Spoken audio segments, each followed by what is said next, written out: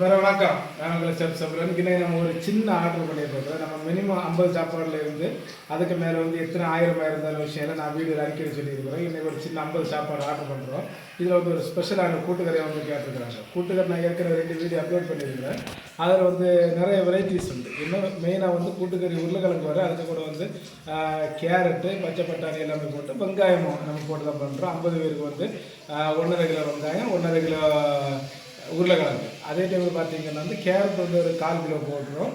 அப்புறம் வந்து அரைச்சி தேங்காயெல்லாம் போட்டு பண்ணுறோம். நீங்கள் கடைசியில் பாருங்கள் 1/4 கிலோ இது பட்டாணியும் ஊற வச்சுருக்கு. 5 மணி நேரம் ஊற வச்சு அதை கொஞ்சம் ஒரு 80% வேக வச்சு எடுத்துருக்கிறேன். இந்த கூட்டுக்கறி பார்த்தீங்கன்னா பட்டாணி வந்து நல்ல மசி மாதிரி வந்து போகக்கூடாது, கருகருன்னு இருக்கக்கூடாது, கொஞ்சம் சாஃப்டாக இருக்கணும். அந்த பக்கத்தை நம்ம வேக வச்சு வச்சுருக்கிறோம்.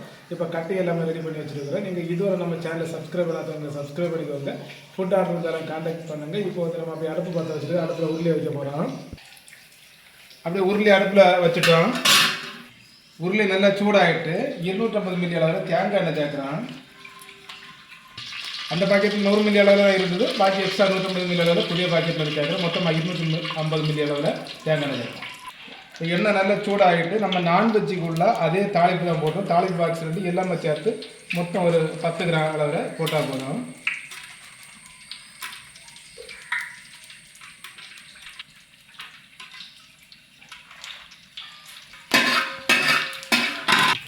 தாளிப்பு நல்லா ஃப்ரை ஆகி வருது. தாளிப்பு கரிஞ்சு போகக்கூடாது. இந்த டைமில் வந்து நீட்டாக கட் பண்ணி வச்சுருக்கோம். வெங்காயத்தை 1.5 கிலோ சேர்த்துக்கணும். இந்த ரெசிபி பார்த்தீங்கன்னா வெங்காயம் வந்து 100% நல்ல ப்ரௌன் ஆகணும் தேவை கிடையாது. பச்சை மாறி வெங்காயம் இருக்கிறோன்னு தெரியணும். அதே டைமில் நல்லா வதங்கி வரும். அது ஓரல அது எந்த அளவு வதங்கணும் அப்படிங்கிறது நான் உங்களுக்கு சொல்கிறேன். இப்போ 50 கிராம் அளவில் கல்லுப்பு சேர்க்குறேன். இதுக்கு நம்ம வந்து உருளைக்கிழங்குல மட்டும் வேக வைக்கிற டைமில் வந்து சேர்த்துருக்குறோம். அதனால் நம்ம பார்த்து சேர்த்தா போதும். நம்ம கம்மியாக இருக்குன்னா கடைசியில் பார்த்து கொஞ்சம் போட்டுக்கலாம். ஜாஸ்தியாக தலை பார்த்துக்கணும். தீயை இந்த மாதிரி மீடியமாக தான் வைக்கணும். ரொம்ப ஜாஸ்தியாக வச்சா கரிஞ்சு போகும். இந்த மாதிரி கொஞ்சம் கொஞ்சமாட்டு வந்து வெங்காயம் சீக்கிரமாட்டும் வதங்கி வரும். நம்ம ஓவராக வச்சாச்சுன்னா கரிஞ்சிருக்கும். ரொம்ப கம்மியாக வச்சாலும் வந்து தண்ணி ஊறிடும். வெங்காயத்தில் உள்ள தண்ணியெல்லாம் வெளியே வரும். அதனால் என்ன கொஞ்சம் ஆவரேஜ் கீழே வச்சு இந்த மாதிரி வதக்கி வரணும். ஒரு 10-15 நிமிஷத்துல ஓரளவு வதங்கி வந்துடும். 100 கிராம் புதினா நல்லா வாஷ் பண்ணி சின்ன சின்ன கட் பண்ணி சேர்த்துக்கிறேன். ஏன்னா 10 நிமிஷத்துக்கு வெங்காயம் ஓரளவு வதங்கி வந்ததுக்கப்புறம் தான் வெள்ளை மிளகு, பச்சை மிளகு, சதைச்ச பூண்டு, கேரட் அதை நம்ம சேர்க்க போகிறோம். பாருங்கள் ரொம்ப கோல்டன் ப்ரௌன் ஆகலை. அதே டைமில் பச்சை டைமில் லைட்டாக கலர் மாதிரி கொஞ்சம் ப்ரௌன் கலர் வருது. இந்த டைமில் வந்து ஒரு 5 பீஸு பச்சை மிளகு போடுறோம். அதே டைமில் வந்து 5 வெள்ளை மிளகு போடுறோம். நல்ல மணத்தை கொடுக்கும். அன்றைக்கி நல்லா தண்ணீரை போட்டு வச்சுருக்கிற கேரட்டை இந்த டைமில் சேர்த்துக்கலாம். நம்ம கேரட்டு பச்சையாக இருக்கிறதுனால உருளைக்கிழங்கு வேக வச்சு வச்சுருக்கிறோம். கட் பண்ணி கட்டமாக கட் பண்ணிக்கிற மாதிரி இருக்குது. அதனால் வந்து கேரட்டை இந்த டைமில் சேர்த்துக்கலாம். 2-3 நிமிஷம் போல் நல்ல எண்ணெயில் வதக்கி விட்டுக்கிறேன். இப்போ சதைச்ச பூண்டு 100 கிராம் அளவில் சேர்க்குறேன்.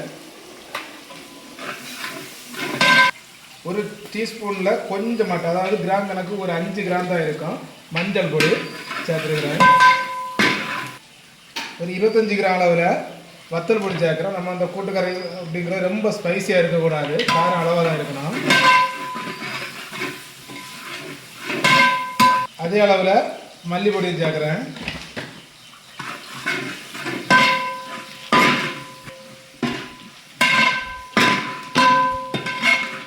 பெருஞ்சீரக பொடியும் அதை சேர்க்குறேன்.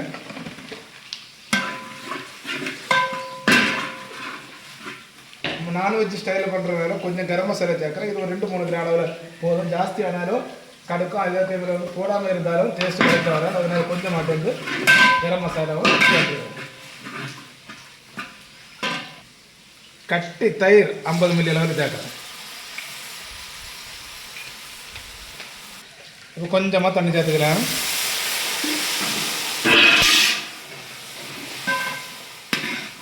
அப்படி வந்து நல்லா வெந்து வரட்டு.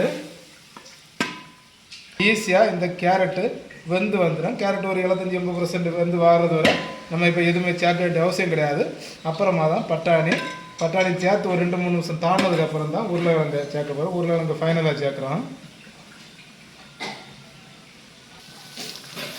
இப்போ இந்த கேரட்டும் கிட்டத்தட்ட 75% வெந்து வருது. அப்படியே ஒரு 2 நிமிஷம் கூட தாண்டினோன்னா பட்டாணி சேர்க்க போகிறோம்.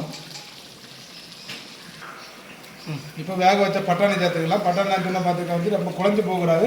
இது கை வச்சு அப்படியே வந்து உடஞ்சி வந்து பாருங்கள். இந்த பக்கத்தில் தான் பட்டாணி வேக வைக்கணும். பட்டாணி இருக்கிறது தெரியும், கடிச்சு சாப்பிட்ற மாதிரி இருக்கணும். இன்னும் ஒரு 2 நிமிஷம் போல் வந்து நம்ம எல்லாம் சேர்த்து கொதிக்கிற வேலை பண்ணுறோம். அதுக்கப்புறமாட்டு வந்து வேக வச்சு கட் பண்ணி வச்சுக்கிற உருளைக்கிழங்கு சேர்க்க போகிறோம். இப்போ கட்டமாக கட் பண்ணி வச்சுருக்கிற உருளைக்கிழங்கை சேர்த்துக்கலாம். ஒரு 5 நிமிஷம் போல் இந்த தண்ணியை கொஞ்சம் வற்றி வரும். அப்போ வந்து உருளைக்கிழங்கு உள்ளாடி நல்ல மசாலா பிடிக்கும். அது வரை நம்ம கொஞ்சம் அப்படியே இந்த மீடியம் தீரை குக் பண்ணுறோம். நல்லா கொதித்து வர உருளைக்கிழங்கு உள்ளாடியும் இந்த மசாலா, குறிப்பாக வந்து கரம் மசாலாவோட டேஸ்ட் எல்லாம் உள்ள பிடிச்சி வரணும். அதனால நம்ம மீடியம் தீரை வந்து குக் பண்ணுறது. அப்புறம் ரொம்ப வற்றி வர மாதிரி தேவைன்னா கொஞ்சம் கூட தண்ணி கூட சேர்த்துக்கலாம், ஒன்றும் தப்பு இல்லை.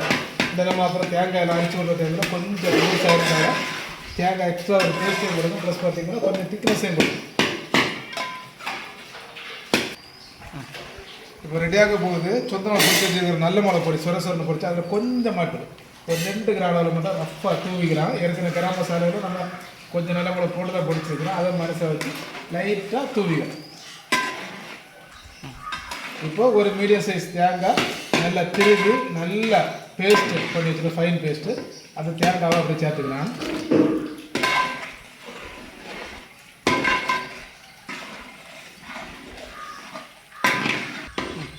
ஒரு 2-3 நிமிஷம் போல் நல்லா கொதிக்க விடுறோம். ஏன் பார்த்தீங்கன்னா நம்ம அரிச்சு ஊற்றுற தேங்காய் வந்து பச்சை தேங்காய். அப்போ பச்சை வாசனை மாறணும், இந்த திக்னஸை மாறணும். அதை நம்ம கூட்டு கரைக்கிறோம், அது கூட்டு கரையை சேர்ந்த மாதிரி இந்த மாதிரி பக்கத்தில் இருக்குது. இது இன்னும் கொஞ்சம் ஒரு லைட்டாக திக்காது. அப்போ கூட்டாக வைக்கிறதுக்கு வசதியாக இருக்கும். இந்த மாதிரி பக்குவத்தில் தான் பண்ணணும். நம்ம இறக்கி வச்சதுக்கப்புறம் கட்டியாகும். இன்னும் ஒரு 2 நிமிஷம் கூட கொதிக்கட்டு இருக்குது தலைன்னு.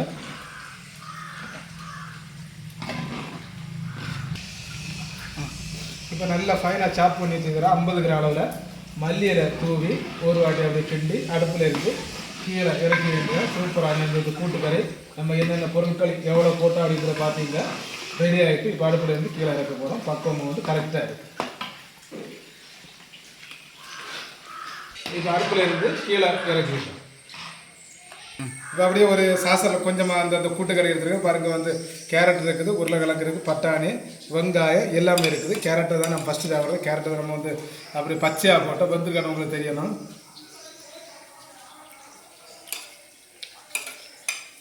கேரட்டு பச்சையாக போட்டாலும் ஃபஸ்ட்லேயே போட்டோம்.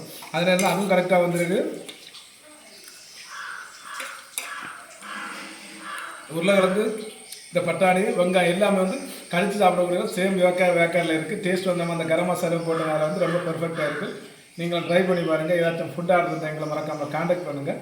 அடுத்த வீடியோவில் வேறு ஒரு ரெசிபியோட உங்களுக்கு மீட் பண்ணுறோம். தேங்க்யூ.